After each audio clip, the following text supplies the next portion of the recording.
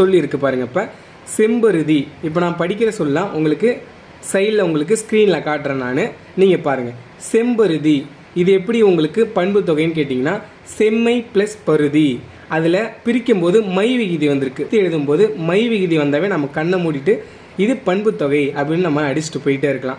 அதே மாதிரி செந்தமிழ் செம்மை ப்ளஸ் தமிழ் இதுக்கு முழுக்க நம்மளுக்கு பிரித்து எழுதுக தெரிந்தால் மட்டும்தான் நமக்கு இலக்கண குறிப்பை நம்ம ஈஸியாக கிளியர் பண்ணிட்டு போகலாம்.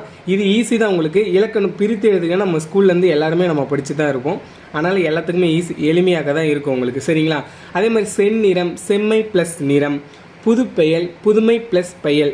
இதில் இந்த மாதிரி நம்ம பிரிக்கும் போது மை விகுதி வந்தால் நம்ம ஈஸியாக பண்பு தொகையை நடிச்சுட்டு போவோம். ஆனால் இப்போ ஒரு வாக்கியம் பாருங்கள் உங்களுக்கு. தெல்லமுது இதை நீங்கள் பிரிப்பீங்க. எப்படி பிரிப்பீங்கன்னா தென்மை ப்ளஸ் அமுதுன்னு பிரிப்பீங்க. ஆனால் அப்படி பிரிக்கிறது தவறு. தென்மை ப்ளஸ் அமுது கிடையாது, தெல் ப்ளஸ் அமுது. இதில் மை விகுதி வரலையே சார், அப்படி எப்படி நீங்கள் பண்பு தொகையை சொல்கிறீங்க அப்படின்னு கேட்பீங்க. ஆனால் இதில் தெல் என்ற என்ன பொருள்னு இருக்குது.